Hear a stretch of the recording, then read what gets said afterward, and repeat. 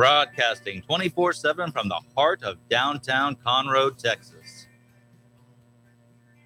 You are listening to Lone Star Community Radio on 104.5 KCZW LP Conroe and 106.1 KZCC LP Conroe, and worldwide on irlonestar.com.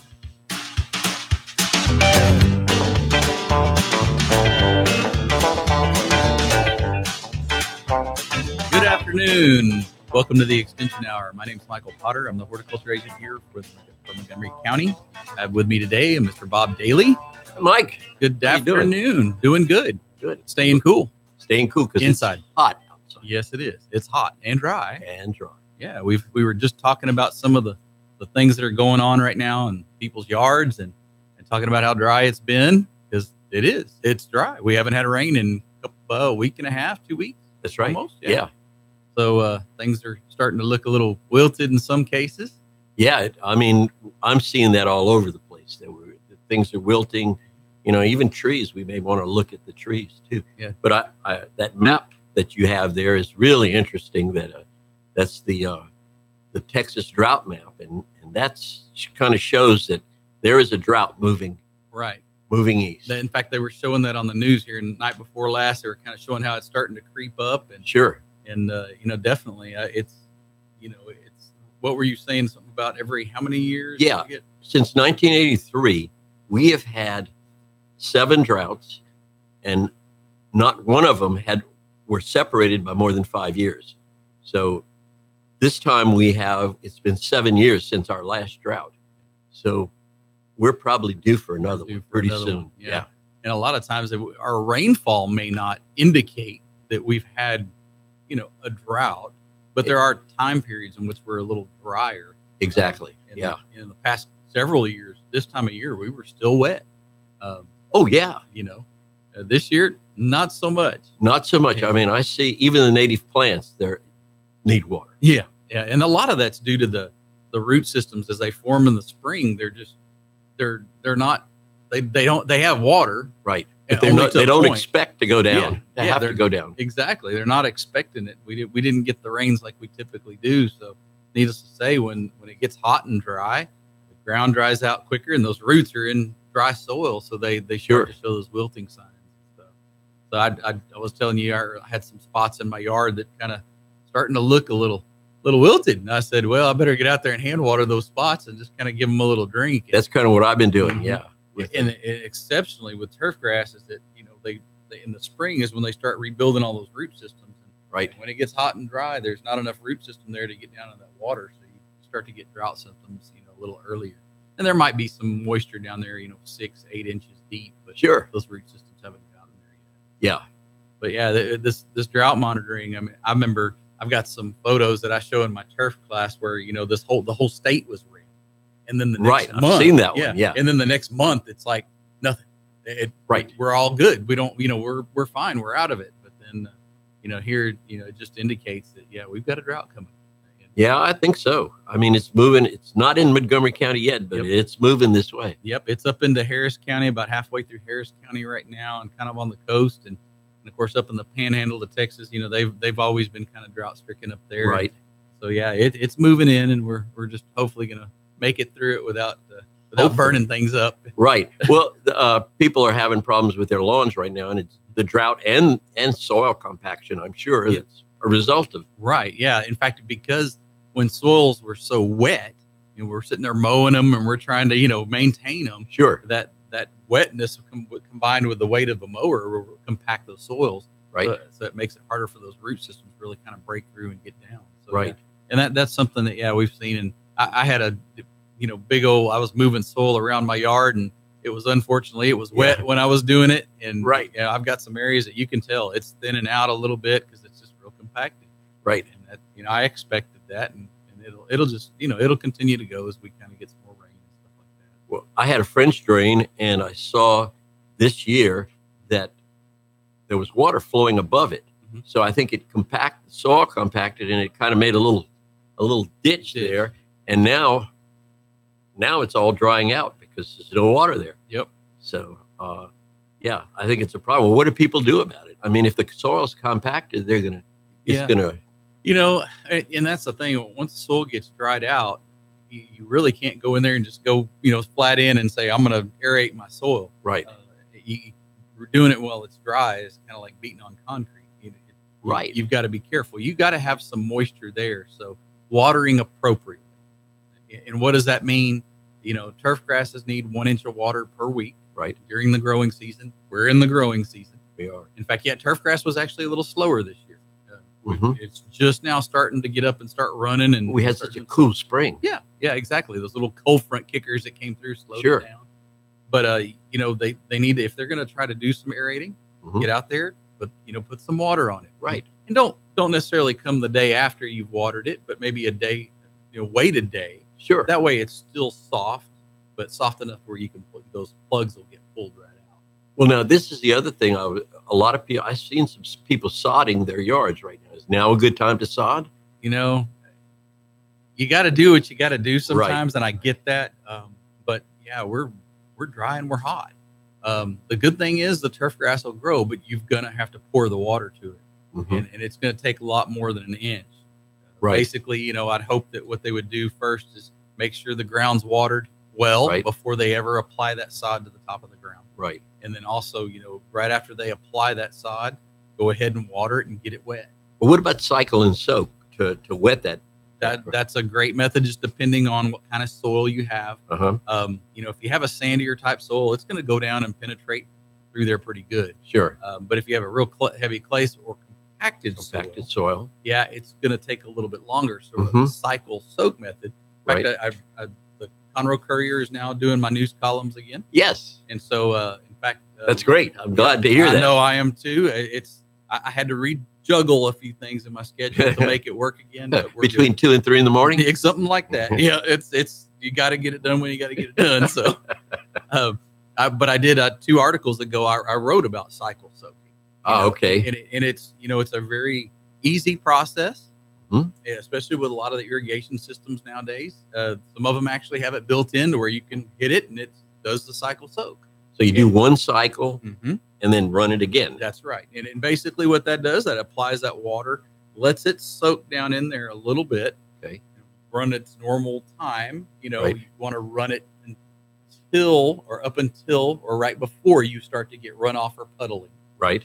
And then it cycles through the rest of the station. It comes back and applies more water to the top of it, which helps it percolate down further. So the capillary action will pull it down into the deep into the soil. Yeah, and that's what we always kind of refer to that as subsoil moisture. Oh yeah. So deeper down in the column, you have better subsoil moisture to allow those roots to kind of live in. Hopefully. Well, what about trees and shrubs and stuff like that? Yeah. Should we water those too? In fact, a lot of times we'll get questions on, hey, I'm watering my grass, but what about my trees? A lot of times, some oak trees, they'll soak water up and take it away from the grass. Interesting. Yeah. Okay. So you get a lot of moisture that gets sucked up by the tree. The key is, and typically with any tree or shrub, is a good slow watering, which a cycle soak is similar to that. Right. But with a slow watering using a soaker hose or drip hoses or just the hose itself, where you apply the water to the soil in a slow fashion where it's just kind of oozing in, and it will continue to do that. There was a good old video one time for the Texas Forest Service. It's how do you know when your soil's wet? And they take a screwdriver and try to shove it in the ground. Right. And the guy's like, no, it's not like working. Concrete. Give me the hammer, Yeah. But then they applied some water to that area, just did a slow drip out of the hose. Sure. And that it went right in. And that's the whole thing, is allowing that water to penetrate and slowly get down there to the root system. So people should put it out by the ring. By the ring, which where the drip line. Yes. I had been from South Texas. I had too many people have problems with pecan trees. Oh yeah. And they, the limbs are dying, the tree's dying. And I said, well, how are you watering it? Where do you water it? And so right at the base of the tree. Right. Okay. Right. Yeah. That's really helping the root system. But yeah, you got to water it out beyond the drip line. And you have the canopy that's up there, and the drip line is right beyond that canopy. Right. And so that's where the main root systems that gather water right there in that. That's it. Vicinity. Yeah. And, 3 feet in, 6 feet out. Right. In fact, a lot of times people don't realize that root system can then extend way beyond that drip line. Mm-hmm. So yeah, and that's sago palms. I dug one up though one time that was 4 foot long, and it had a runner for a root system was about 20 feet long. that long on a sago. Yep, and Wow. it was still about a quarter size at the end of that 25 feet. So that they're very drought tolerant. Kind of a neat. Well, I know a lot of people had problems with sago palms during the freeze. Yes. And saw a lot of sago palms lost. Yes. Well, in fact, probably some of the things that have occurred, you have several different stages of things that occur with that freezing. Mm-hmm. You have the modeling brown and dark green effect. Right. After a freeze. I've seen that. So you lose some of the leaves, some of the leaves on the leaf, the actual stalks, and then you'll have green everywhere else. I've kind of told people, if you can't stand it, just cut those little pieces out, right, and that way you can see green. But what I've seen is that where they were frozen for a longer period of time, mm-hmm. that they just turn tan all the way down. Yeah, and so what happens? The first thing everybody wants to do is cut everything off of it, right? Because it's unsightly. I've seen a lot of those. Yeah, I actually had a master gardener that painted theirs. Oh my God! Shades of California. Like, okay, yes, it's kind of like that one slide in my presentations with the turf with polka dots, right? Polka dots on the lawn. Yeah. Sometimes we got to look at it a little differently, right?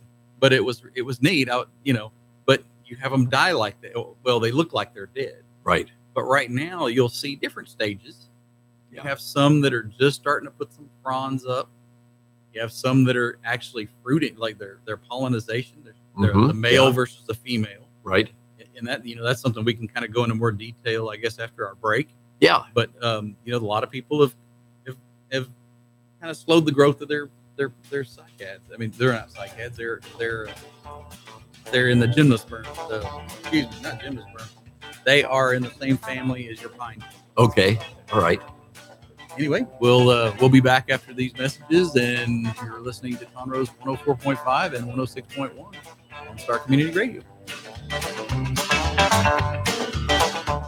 Hispanic Chamber Connections with Dr. Carlos Sanchez, President of the Woodlands Conroe Hispanic Chamber of Commerce, featuring event announcements, member highlights, and more. Tuesdays at 1 p.m., broadcasting from the heart of Conroe, Texas on irlonestar.com and Conroe's FM 104.5, 106.1.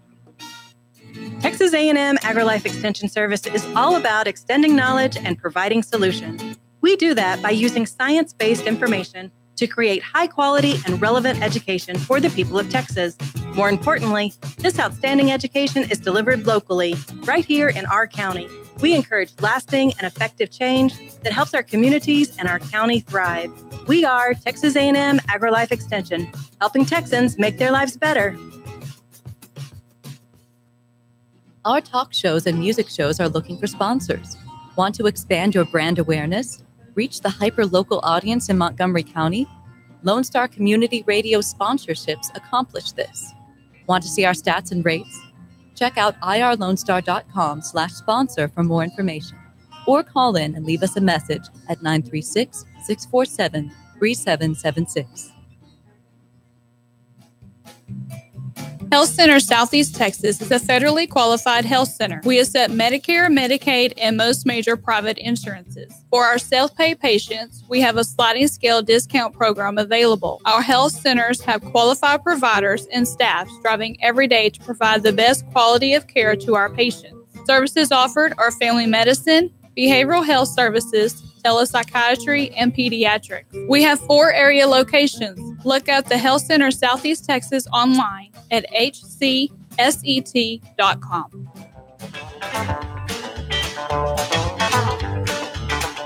Good afternoon. Welcome back to Lone Star Community Radio. You're listening to the Extension Hour. I'm here with Mr. Bob Dailey. Hi, Mike. Hello, sir. Good to have a nice, cool day inside. Inside and warm day out. That's right. Rather be inside. And we're talking earlier a little bit about the drought symptoms of some of the plants they're showing right now, just because it's getting a little dry. And we're talking about sago palms. That's kind of a big one. Right. A lot of people are asking about that. Yeah, we've had a lot of phone calls in our phone room, and one of our master gardeners said she was tired of answering so many of them, so she decided to write a little, kind of like a little blurb about them and put it on our website. So we've had to deal with good idea. In fact, we're gonna be moving the Master Gardener website. We're gonna be changing over to a different system pretty soon, where we can quickly add stuff rather. Oh, that's a good idea. Time.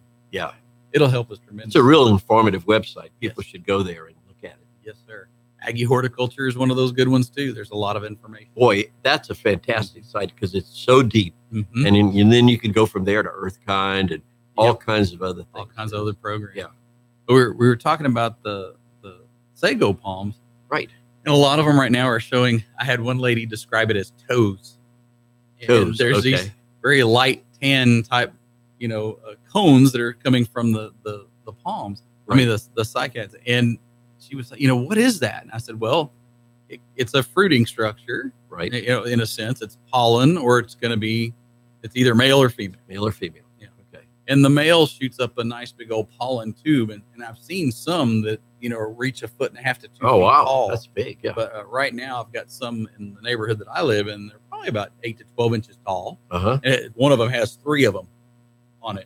So it kind of looks like 3 toes. In a sense, I keep thinking about the toes thing that lady said.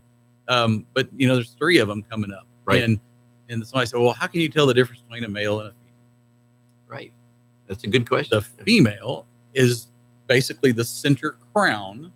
Right. Is a little globe, almost like a basketball in a sense. Right. It'll be the same color as the male's pollen tube, except it really doesn't extend upward. It's just a little globe in a sense. Sure. And it gets real feathery looking. And what happens, it gets pollinated. And when they pollinate, they'll produce seeds right at that apex. And what'll happen is they'll open up. And when they open up, you'll see all the sago palm seeds on the inside. Now, there's another thing too. Sago palms, they are poisonous.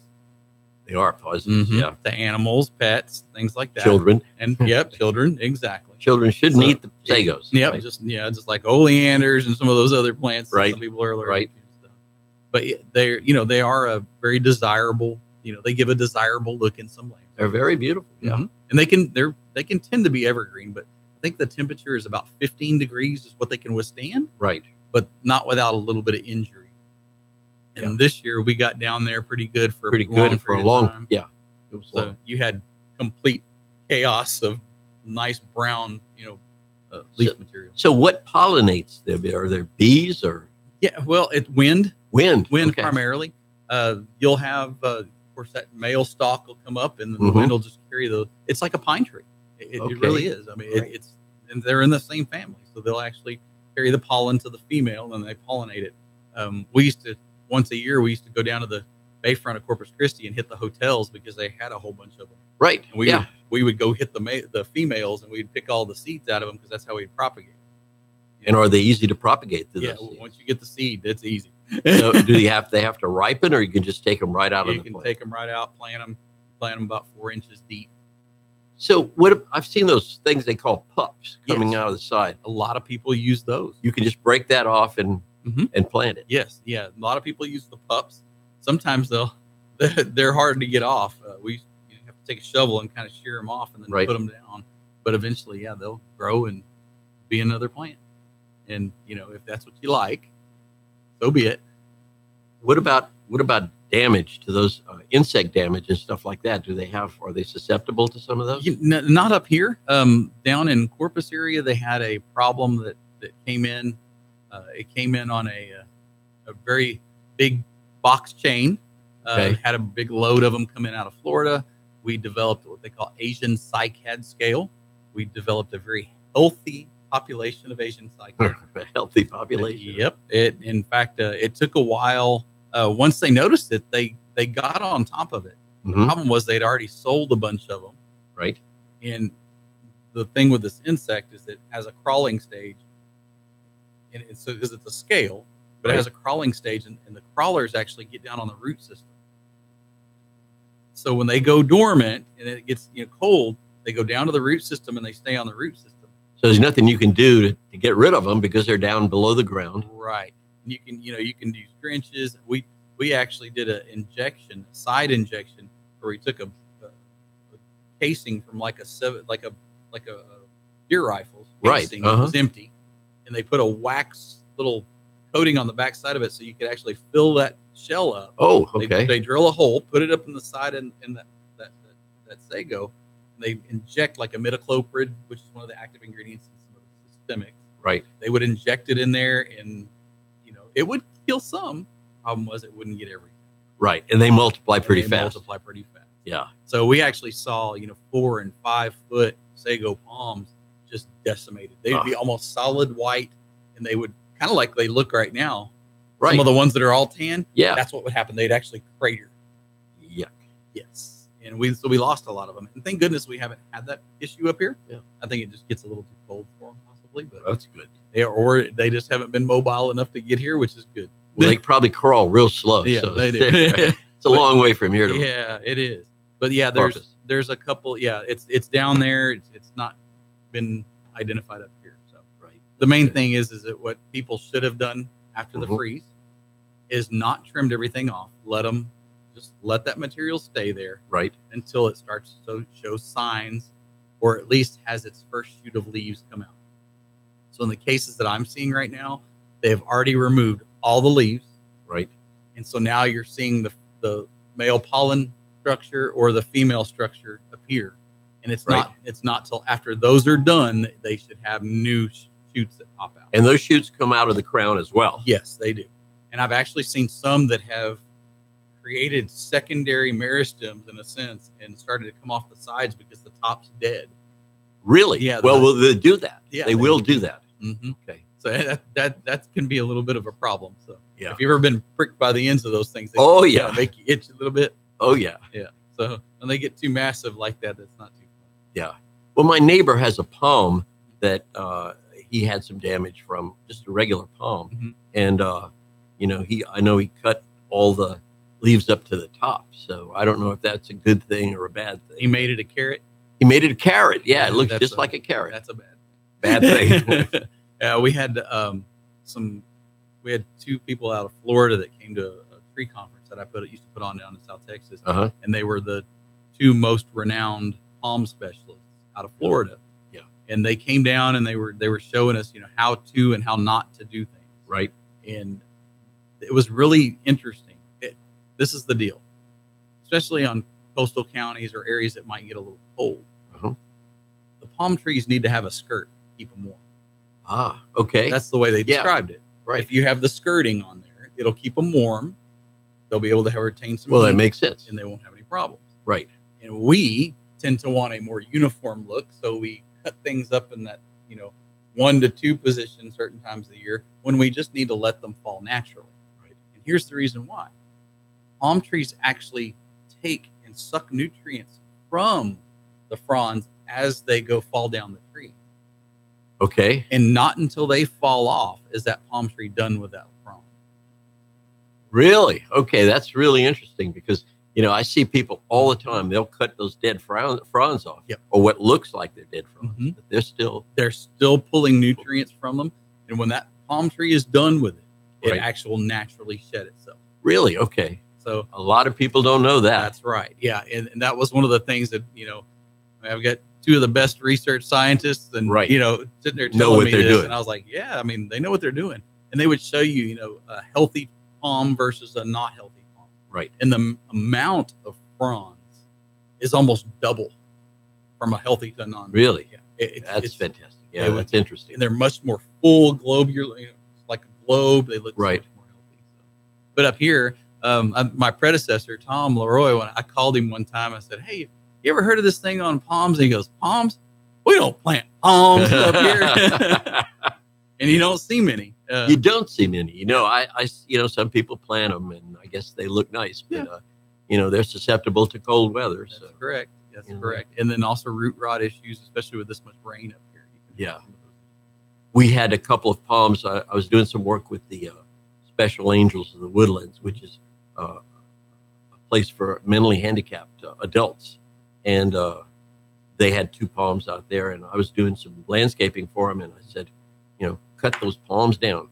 They're going to fall on one of these people out here and kill somebody. So, and they were right up against cement. We cut them down. So. Yeah. they can cause a little bit of a problem. You just submitted a little article here. Yeah. This last week. Good little article. It was great to read. Thank you. It's about herbs. People evidently are becoming more and more interested with herbs. And there are certain herbs now that you can plant. It's a good time to plant herbs. Most of the herbs that we know and use are from the Mediterranean. Mm-hmm. So we have a similar climate. The soil's not the same, but we have a similar climate to the Mediterranean. And some of these herbs do really well here. Which ones are some of the ones that are really? Let's see. Anise is great. Basil, catnip, if you have cats, it's a great time to plant catnip. Dill, chicory is good. Fennel, I have some fennel growing. We don't eat fennel, but I use it for the butterflies. Yeah, that's right. Lavender does not do real well here, but farther north and central Texas, it does pretty well. Drier. It's drier over there. Yeah. Humidity can be a problem. Right. There's a big lavender farm near Chapel Hill, and there's another one north of Field Store up there. I haven't been to that one, but I hear oregano grows really well here. One of the things with oregano, I've planted oregano down below all my roses, and it kind of makes a nice base for those roses because it helps hold that water in. And then the roses don't, they have enough water, but their feet don't stay wet. Sage is great. Rosemary does extremely well here. Rosemary, yeah, that's a good one. That's a good landscape plant even. It is. Yeah. I've seen some really nice landscapes with this big kind of almost a hedge of rosemary. And they got the trailing types that are exactly. Those are good too. They add a different little appearance to it. Now, here's the other thing. I see people, they go, I want to plant some cilantro. But cilantro is kind of a winter. It's a cold weather herb, as is parsley. And so people really shouldn't be planting cilantro. I planted cilantro in the early spring, or actually I planted in the fall. And then now I'm collecting the seeds. I'll just put bags over the things and let the seeds fall off. And then I'm going to take them in, replenish the seeds. Now the ones I just mentioned are full sun. Yeah. There are some that like shade. You could plant them in a bee balm, for instance. Bernarda loves shade. Chives can do well in shade. Echinacea, which is a coneflower. Lemon balm, lemon verbena, marjoram, mint. I've got some mint planted in partial shade, and it's doing extraordinarily well. Tansy, I love tansy, and it does all right here, not real good, but I have some planted in the shade, and it's doing fairly well. Yeah, good. So that's the mint. That was always one that somebody always told me don't plant. You can plant it, but plant it in a pot because. Yeah, keep it contained because it'll go everywhere. Somebody planted some in the community garden up in Conroe, in the Woodlands, and it's everywhere now. I mean, people are having a lot of trouble. All right. Well, we're sitting here talking with Mr. Bob Dailey and enjoying some of the interesting facts about herbs and talking about some of the problems with the drought and everything else. You're listening to Lone Star Community Radio. We hope you join us here in the Extension Hour here in just a few more minutes after these messages. Listen to 104.5 and 106.1 Conroe's Community Radio. You're going to need me. You're going to need us. All of us. You're going to need our help with your water, your air, your food. You're going to need our determination, our compassion. You're going to need the next generation of leaders to face the challenges the future will bring. And we promise we'll be there when you need us. Today, 4-H is growing the next generation of leaders. Lone Star Community Radio presents the Lone Star Radio Troupe. This talented cast will perform radio plays right here in the Lone Star Studios located in downtown Conroe. There will be a new performance every first Sunday of the month. And if you miss the broadcast, just go to Lone Star Community Radio's podcast or YouTube anytime during that month. Go to our LoneStar.com archives to find the Lone Star Radio Troupe's latest play that's available. This is Lone Star Community Radio, Conroe's 104.5 FM and 106.1 FM community station. Find us on the web at irlonestar.com. Lone Star Community Radio is a supporter to the performing arts in Montgomery County, Texas. What is homelessness? Have you seen parents struggle to find a job without having transportation or childcare? What about the children sleeping in cars with nothing to eat? Families shouldn't have to struggle to survive, and children should not be homeless. Family Promise of Montgomery County serves the needs of homeless families and their children. Learn about ways you can help and learn about partnership opportunities at www.familypromiseofmc.org or call our day center at 936-441-8778. Our talk shows and music shows are looking for sponsors. Want to expand your brand awareness? Reach the hyper-local audience in Montgomery County? Lone Star Community Radio sponsorships accomplish this. Want to see our stats and rates? Check out irlonestar.com/sponsor for more information. Or call in and leave us a message at 936-647-3776 with your questions. Get seen on TV, YouTube, and heard on our podcast, FM, and internet radio. Support your local radio station with Lone Star Community Radio.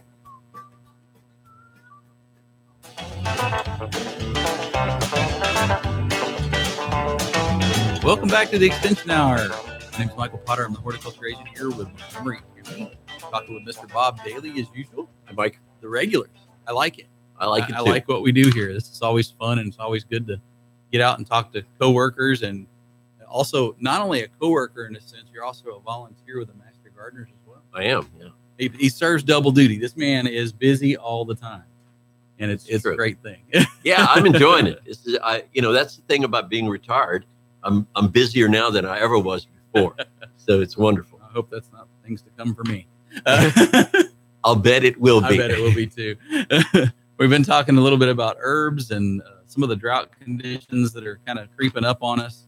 Talking a little bit about sago palms, and also we're going over a list of landscape plants that are also real drought tolerant. Drought tolerant. Some of those which you have in your lawn. I do. Or your landscape. Yeah, I do. I have a fire bush, which is really good.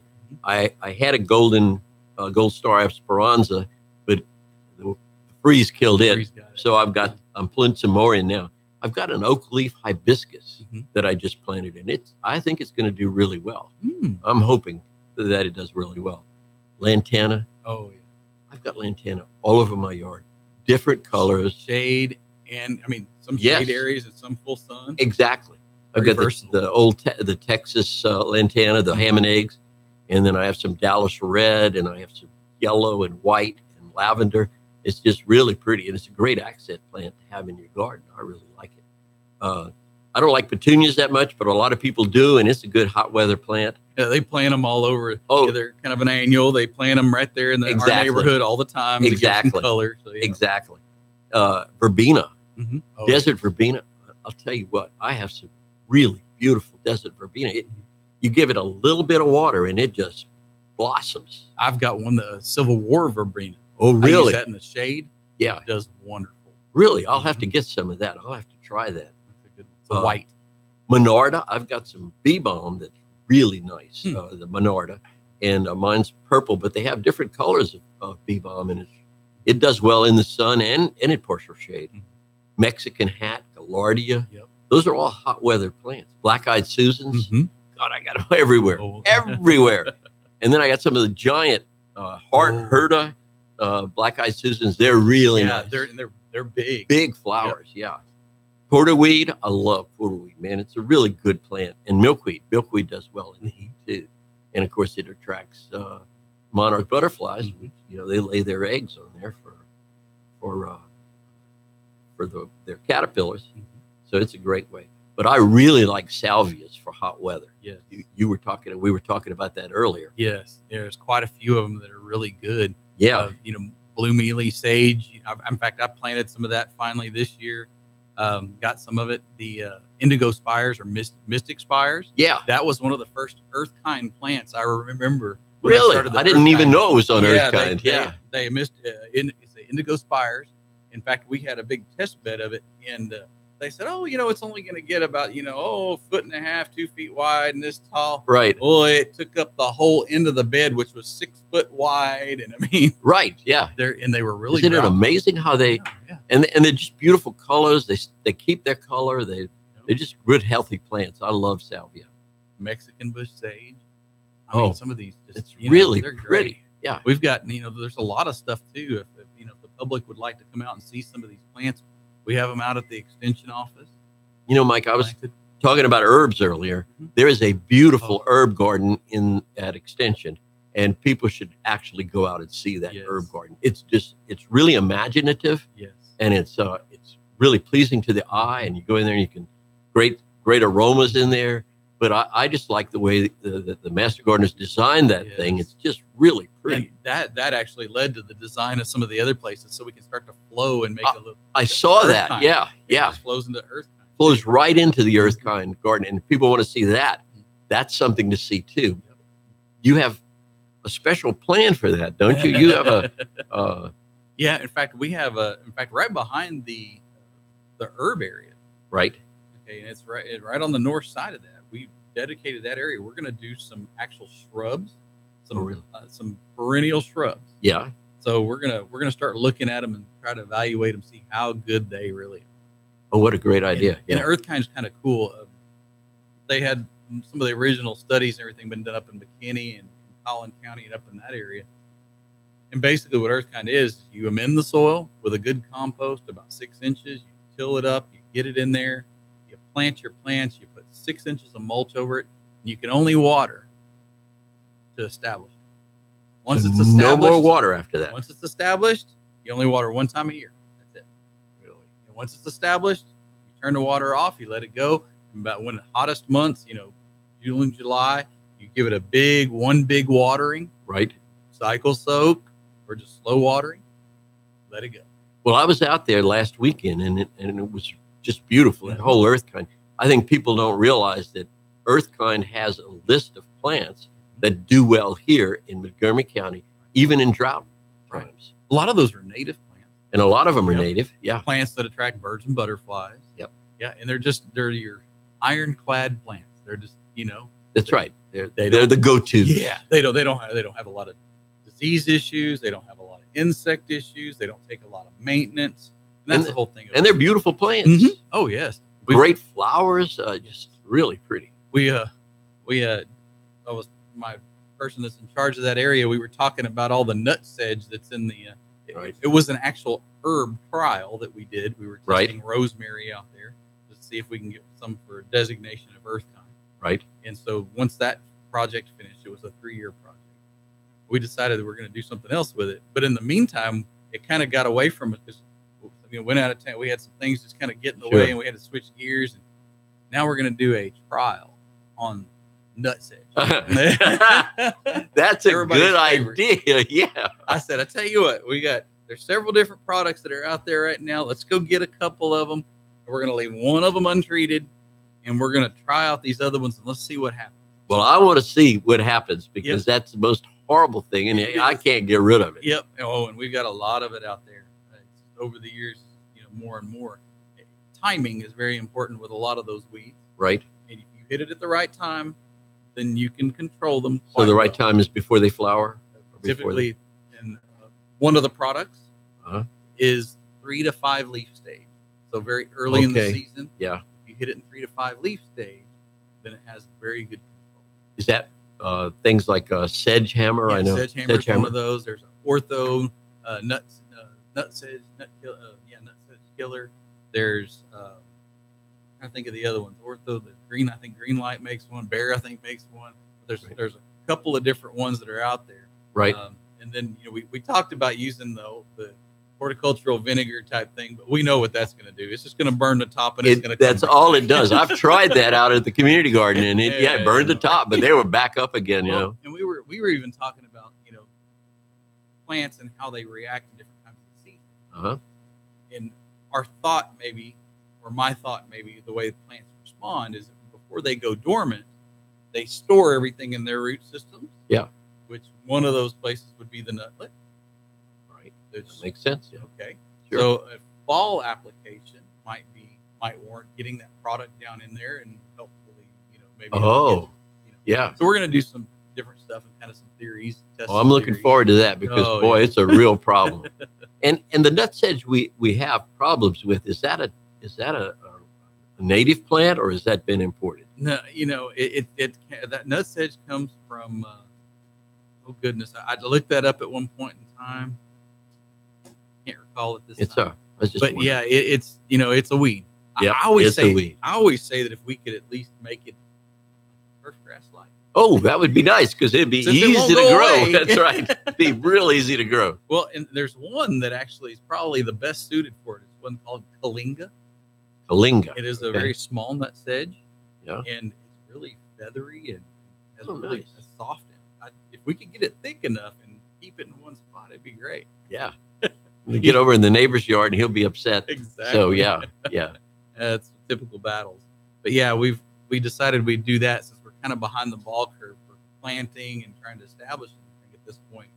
I said, this would be a great time to kind of evaluate some of these different, or just at least provide a demonstration to say, this product is exceptionally good on this control, but it's not going to do it when this plant is this tall or this big. Different things like that. Look at it from a little bit more fine-tuned perspective. And we're doing it on bare ground. Which is where it grows best. Yeah. Oh, have you seen the turf trial we have out there right now? I did. And I walked through there. That's a really nice, I didn't walk on the turf. I walked around the turf. So it's supposed to be walked on. But yeah, I did. And I'm really looking forward to seeing the results on that. That's going to be fantastic. Basically, 3 different types of watering methods. We're establishing it right now, so we are watering it quite a bit, trying to get the root system down.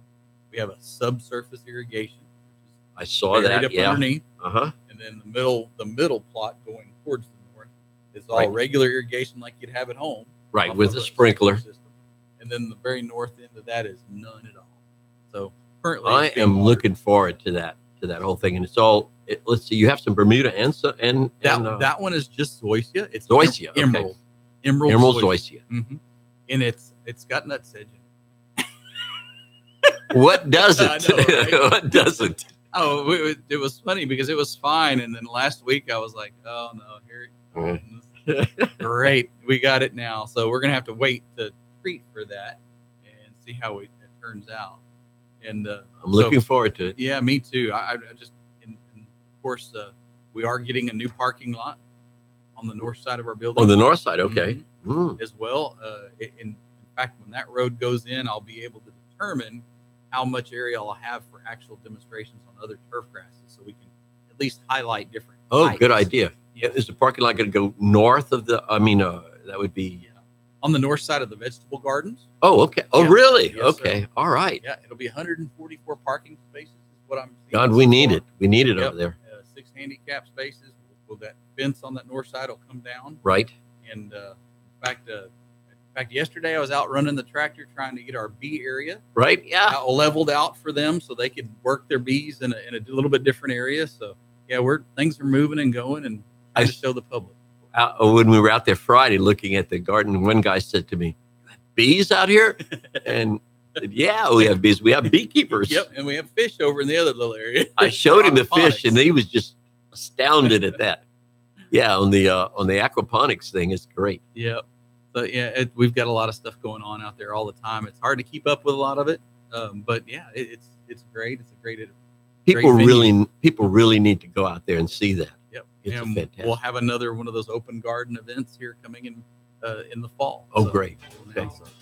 You're listening to Lone Star Community Radio, Conroe's 104.5 and 106.1. Here with Mr. Bob Dailey, enjoying the day and talking a little bit about gardening. Hopefully, we can educate you and have you get some things done in your yard that'll be long term. Thank you for joining us today. We'll be right back.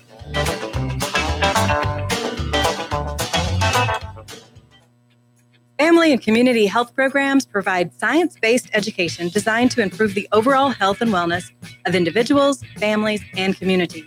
Developed by experts and delivered locally, topics include child and adult health, nutrition, child care, financial management, passenger and community safety, and building strong families, all encouraging lifelong health and well-being for every person, every family, and every community. We are Texas A&M AgriLife Extension. helping Texans make their lives better. From the beginning, the main purpose of the Cooperative Extension Service has been to change human behavior by teaching people how to apply the results of scientific research. By utilizing a holistic, multi-level approach, Extension family and community health programs encourage health and well-being for everyone. Addressing values, concerns, and needs with reliable science-based information, Extension programs help people lead healthier lives. We are Texas A&M AgriLife Extension, helping Texans make their lives better.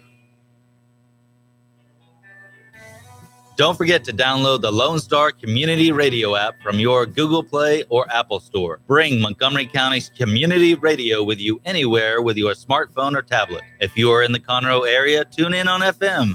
That's Conroe's FM 104.5, 106.1. If you are on the computer, bookmark irlonestar.com as your internet radio station. A Lone Star Community Radio, broadcasting 24/7 from the heart of downtown Conroe, Texas. Hey guys, this is Connor. This is Dick. This is Chris. And we're with the Ticket Stub Podcast every Thursday live at noon on 104.5 and 106.1 FM in the Conroe area. Also, anytime at irlonestar.com. You go to irlonestar.com/TTS. You can find all of our social media. And don't forget, we give away 2 tickets to the Grand Theater on every show. If you like movies and you like complaining or celebrating anything that has to do with the silver screen, check out the Ticket Stub Podcast and join us every Thursday at noon o'clock on Lone Star Community Radio. Listen in Mondays at noon to hear Conroe news from local nonprofits, businesses, upcoming events, Conroe Park events, news stories, and information that matters to you with your host, Margie Taylor of Taylorized PR. For more information about being a guest, visit irlonestar.com/Conroe Culture.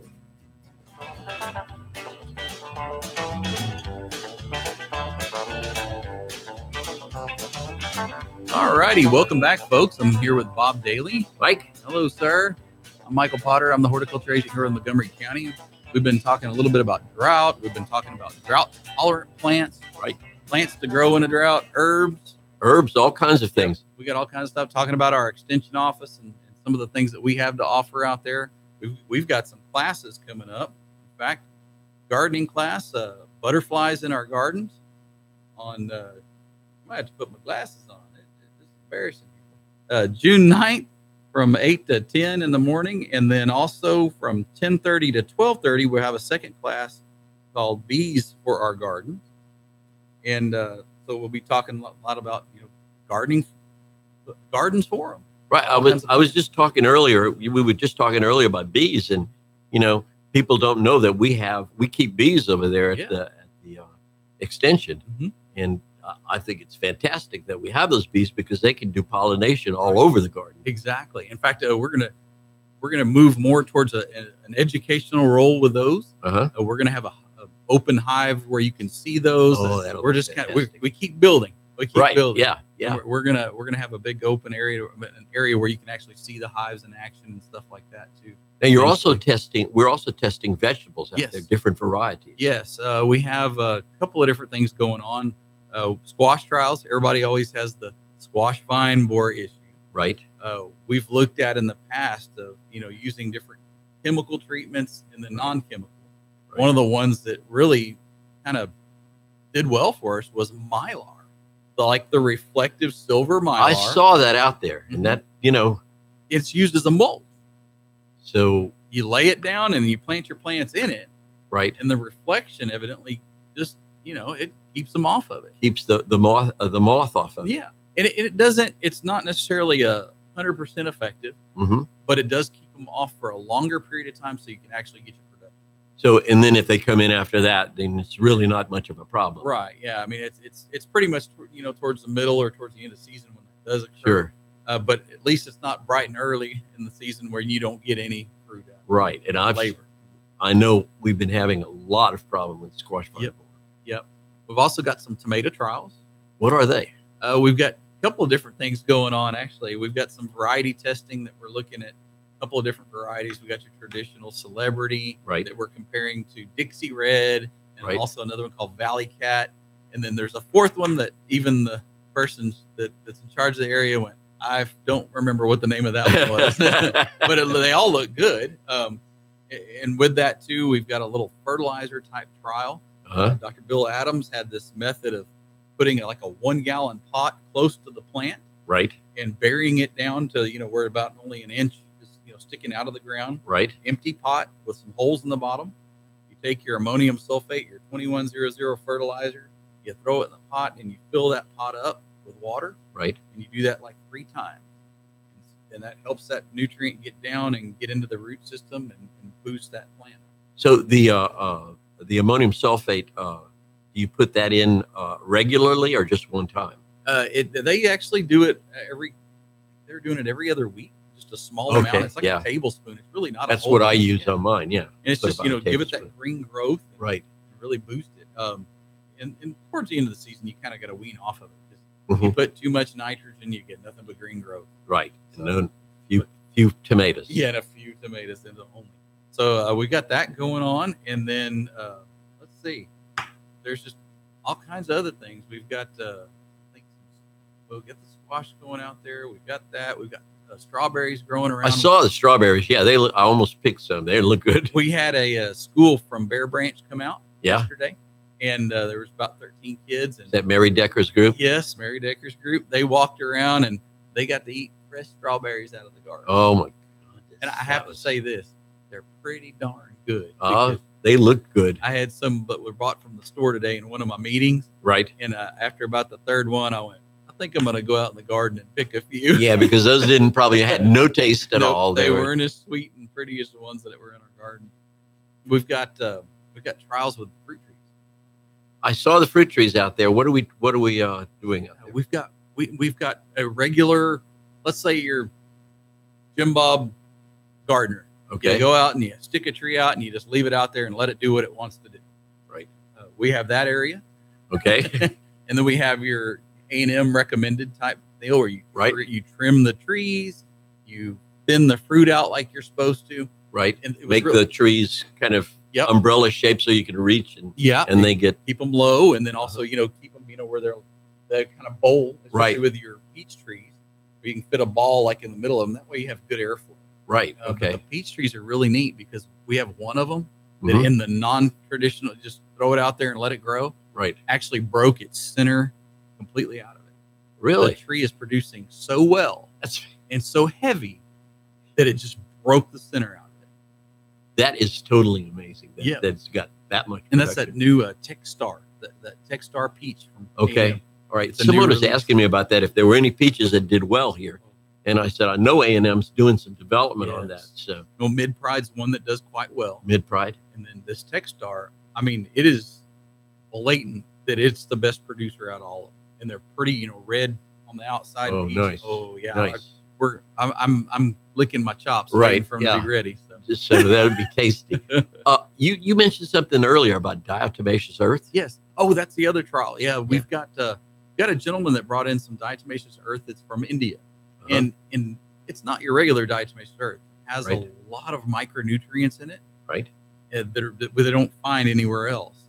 And they're putting it in the soil, kind of tilling it in with the soil, right? And we did a little flower study this last year where we seeded some zinnias, and they had a lot more growth to them, and they were much faster out of the ground, and it was very evident that there was some definitely from the nutrients, some benefit. So they got like molybdenum and iron and all those stuff, those things that, right. And so we're trying that on some tomatoes, and it seems that at the beginning it looked like the ones treated with diatomaceous earth were going to be much better, right? But now the other ones are just kind of keeping up a little bit. So we're kind of waiting to see how it weighs out, right? And see what the production is going to be on the final production, right. Yeah. So a lot of cool little things going on. All the rainwater harvesting we have at the office. That Friday event that was held over there was fantastic. I mean, a lot of people I think learned some stuff, and I hope we have more of those. Yes, yeah. It's a rainwater harvesting. It's a good way to kind of help in drought situations. Yeah. And I also think we have some pretty good people in the Master Gardeners who really know what they're doing. Yes, they do. They do. They truly do. And they're always willing to experiment, try new things, and and change it up a little bit just to see if it'll work. And the other thing is they're always willing to go and give talks or make presentations. That's right. I think it's a great thing. Yep. Good educational opportunity. Right. I agree. So, with droughts being the way they are sometimes and this one coming up on us possibly, we can't tell. We can't predict it sometimes, but we know it's coming. We can save water and do some nice rainwater harvesting. I know I have two little tanks, 255-gallon tanks in my backyard. I used to for my garden and, for potted plants and stuff like that. I mean, it's great water. Yep. But I know people who've got, there's 9 large rainwater harvesting tanks over at Extension. If people want to see those, it's fantastic. Different sizes, all the way 500, all the way up to 2,500, right? 2,500 gallons. I mean, that's a lot of water. And a lot of the plants over there are watered with the rainwater. That's right. That's good. That's great. That's the way we are. And we're talking about even the plants and stuff that are, drought tolerant. So sure. That's hopefully what people are starting to move towards. Well, even the Earthkind garden, isn't that watered by rainwater? Yes, sir. And it's amazing that we can use that there's that much water even during a dry period like this. That's right. It's all about education. It's all.